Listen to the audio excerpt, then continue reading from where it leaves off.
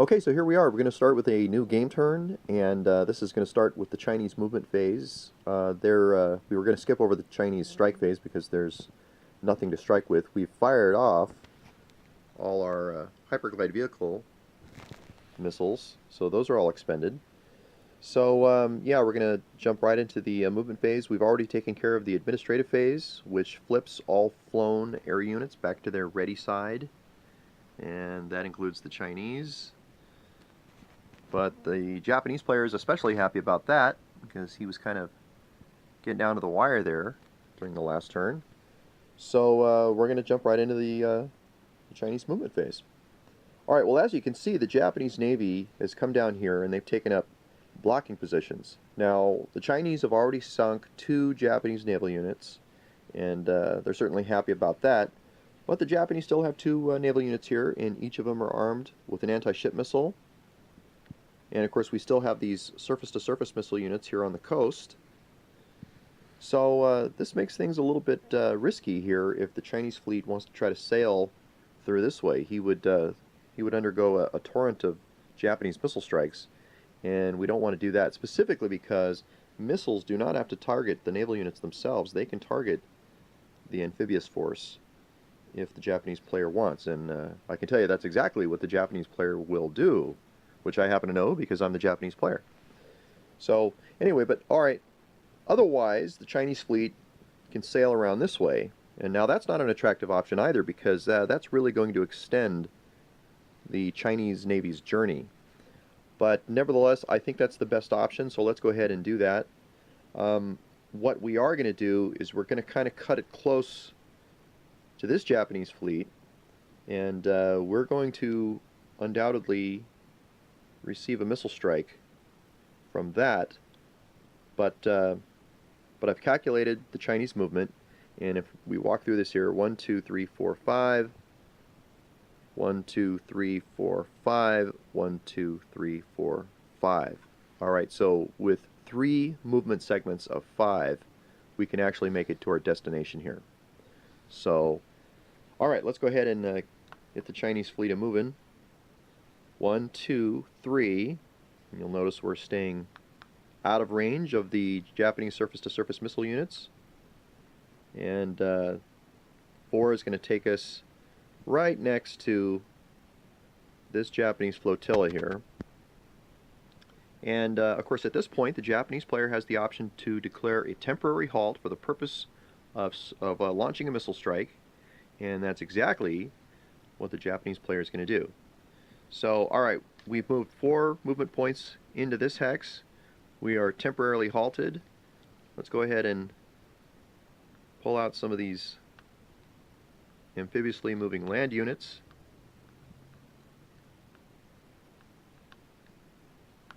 And then, of course, we've got the Chinese fleet.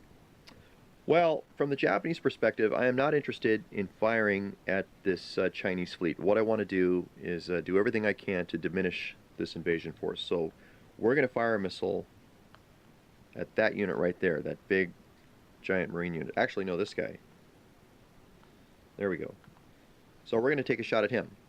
So just like before, it's very simple. The missile has a strike value of 3, so we have to roll a 3 or less. However, because there is a Chinese naval unit in that stack, it doesn't matter how many, but because there's a Chinese naval unit in that stack, the Chinese naval unit may apply its modifier to the Japanese strike die roll. So it's going to impose a +1, which will mean that instead of a 3 or less, the Japanese have to roll a 2 or less to achieve a successful strike.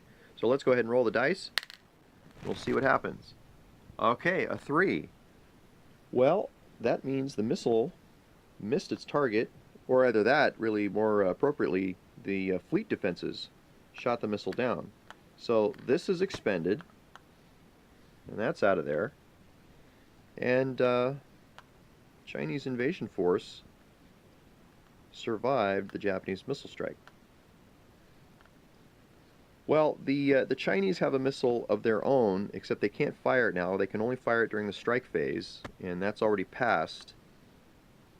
But they can continue their movement now that the Japanese missile strike has been resolved. So We've moved 4 up to here, so we can move one more hex, and we're going to move right into there. And that's where we're going to end our movement. We're still out of range of the Japanese surface-to-surface missile units. We are out of range of this Japanese anti-ship missile.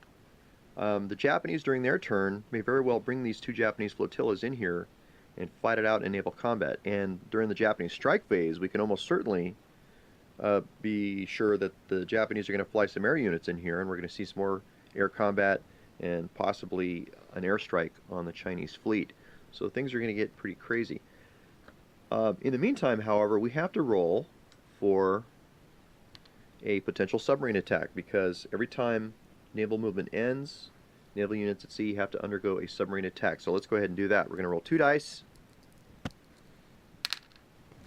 And we roll a 6, not high enough to encounter any submarines. So the Chinese breathe a sigh of relief.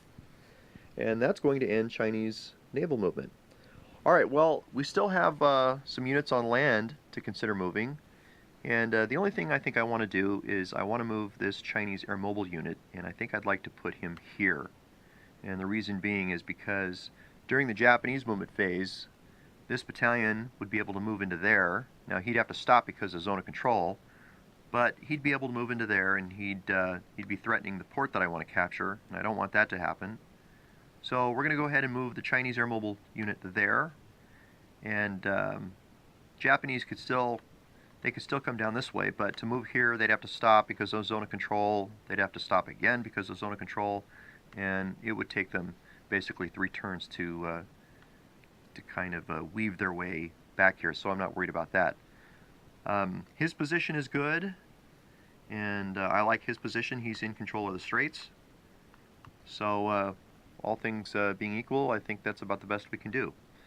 Now, as we end the Chinese player turn, the one thing we have to consider, now that it's the second Chinese player turn, is these Chinese units are now out of supply. And just like all airborne forces, they know to expect this. But however, the Chinese player can, during his next turn, he can fly in helicopter units and resupply these guys. And the helicopter units can't get shot down or intercepted or anything. However, they are expended automatically if you use them for this purpose.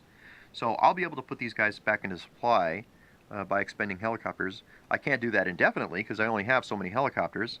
But for now, it's a temporary fix, and that should suffice until I can actually get the Chinese invasion force to this port hex. Now, one other thing I need to mention is that we want to capture port hex, and we need to capture port hex to bring in our reinforcements. But to do so, I actually have to have a Chinese fleet present in the port hex. So I already control this port hex, for example, with this Chinese air mobile guy, but that does not qualify me to bring in the reinforcements because there's no actual Chinese fleet there. So I want to bring in my invasion force, I want to offload them here, and I'll need to expand very quickly. And once I do that, and so long as I have a Chinese fleet present in this hex, then I can bring in my reinforcements, and then we can start seeing about breaking out of this perimeter and trying to push off the island and on to our objectives. So we're going to be working on that. The other thing that the Chinese have to worry about is that undoubtedly, while all this is going on, the Japanese are going to start moving these surface-to-surface missile units up this way, and they're going to get them as close as they can. And for instance, if the Japanese can get some surface-to-surface missile units in this hex, suddenly they're within range to start bombing the port that I want to capture, or any of the units that happen to be on the periphery. So things are going to get pretty interesting, and we'll go ahead and pick that up in the next video.